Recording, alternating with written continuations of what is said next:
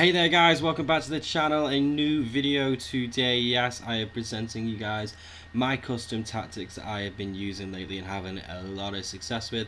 If you like what you see, please do drop a like and subscribe, but I'm just going to jump straight on into it. It's just a new tactic that I've been using lately. It's the 3-5-2 and I'm going to talk you guys through it as I usually do. I'm going to do it in a bit more detail compared to my previous videos. I actually talk about the reasoning for what I'm talking about and why I chose to do certain things. And then of course at the end of the video there is some gameplay where I can talk to you guys a little bit about the goals that we've scored and how the tactic plays out. So on the screen here, obviously you can see defensive style balanced. Again, I think throughout the entirety of FIFA 22 this has been the most effective way to defend. I know that, people like pressure on heavy touch or maybe after possession loss, but I find that just drags your players out of position, and as soon as you play against someone who's pretty skillful and isn't comfortable on the ball, they're going to be able to exploit that. So I like balance, so I can pick and choose myself personally when I want to press and when I want to drop off and get back into position. Width, I just leave it at 50 personally. That's where I've just had the most success with width. I mean, if you try and mess around with it, I find that sometimes there's big gaps in between your defenders or in between your midfielders. So I prefer just to keep that on the standard 50 and not really change that. Depth is up at 68. Now I like playing with a high depth. I like putting pressure on the ball on my opponent and winning the ball back high up the pitch. Having a high depth is effectively playing with the press on, and also a bit like a offside trap. You'll see that you'll be catching your opponent's offside quite a lot if you're willing to press and be a little bit more aggressive with your defenders.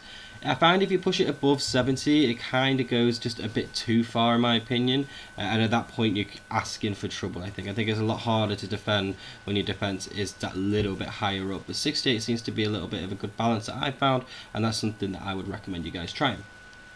Build up play, again, it is balanced. I just find it the most effective way to play because, again, I can pick and choose the style of play I want to go with to an extent, because chance creation is direct passing.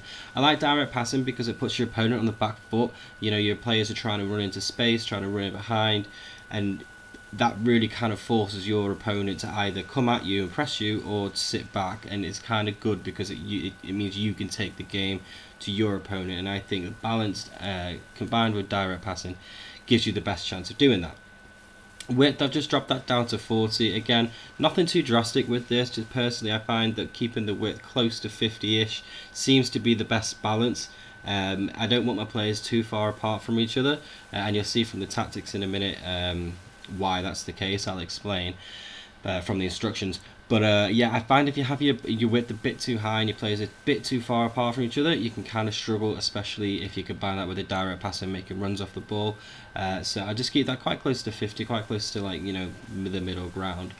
Plays in the box, I keep it on 5. I'm going to have instructions on my players to get into the box or stay on the edge of the box or something like that, so the natural players that you'd expect to get in the box, your two strikers are always going to be there anyway, and you can have your cam coming in if you want to make the run off the ball, whatnot. So I just keep that on 5. Corners 2, free kicks 1, pretty self-explanatory. Formation itself was a 3-5-2, and the instructions then, so we'll start at the very back, start with the goalkeeper.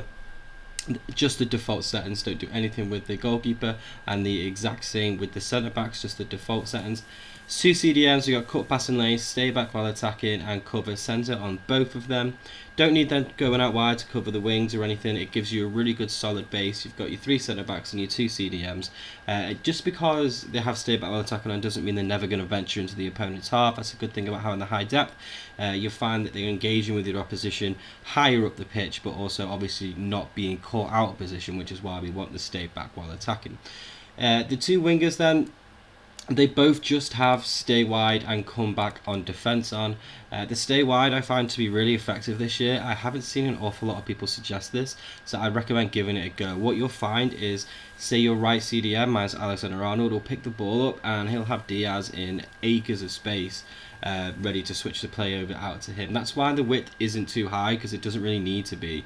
You've got your 2 wingers out wide, making the pitch nice and big, and making themselves nice targets for your midfielders to find. You can get into the box across with these guys on too. Just personally, I left it unbalanced, but again, I imagine you'd have some pretty good success if you get into box for cross. Moving on to the cam, there's just 2 instructions to stay forward and get into the box for cross. Like I said, you're going to have your three-pronged attack. You've got your two strikers, you've got your wingers out wide who are going to be getting the ball and obviously cutting it back, and we're going to want options in the middle to cement the ball into the goal. We don't need him coming back on defence because we've got the two CDMs there as well, so we can happily leave the cam forward, and he'll be able to link the play up during counter attacks. He'll receive the ball from one of these two usually, and he'll either spray it out to one of the wingers or to one of our forwards. Moving on to the forwards, they've both got the exact same instruction, or at least they should do, of get in behind. Personally, I just find it to be the most effective way of playing. You can just leave them on the default settings. Sometimes with direct runs and getting in behind, you can maybe find yourself being caught offside once or twice. You can obviously just use L1 or left trigger or whatever it is on Xbox just to make the runs, manually. I find that to be just as effective, and there's a few clips at the end of the minute that I'm going to show now that show just the runs that the players are willing to make in behind without you having to really tell them to do that. I just like putting it on there just to make sure that my strikers are running off the ball and are trying to exploit any space that my opponent leaves in behind. But that's the tactic, guys. We'll move over on to some clips now. I've got 2 minutes or so of just a couple of games I played earlier of some of the goals we scored, and I can talk you guys through them there. So then, guys, we head over on into the gameplay, and I just want to talk a little bit about the tactic, and I want to reiterate really that it is just the best tactic I think I've used all year. I really enjoyed it. I found that it had a really good balance between defence and attack, despite the fact that we did concede a couple of goals.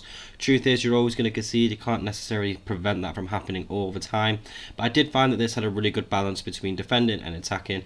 Found that the wingers were really crucial in this, staying out wide. They were the ones creating a lot of our chances for us. Found that the two CDMs are obviously really important too. You want a nice balance between players who are good at defending but also good ball carriers as well and good at passing. At this stage of FIFA, pretty much everyone has that kind of person in midfield now though, so it isn't a big deal. It isn't something to worry about. You will have someone more than capable of playing that role. In all the games I was playing, I was out XG my opponents. I think I only lost one game using this tactic, and that was on stream earlier. But again, in that game, I had a higher XG than my opponent as well. So if you're better at taking your chances than I am, which isn't really that hard, I'm sure you'll have a lot of success with it.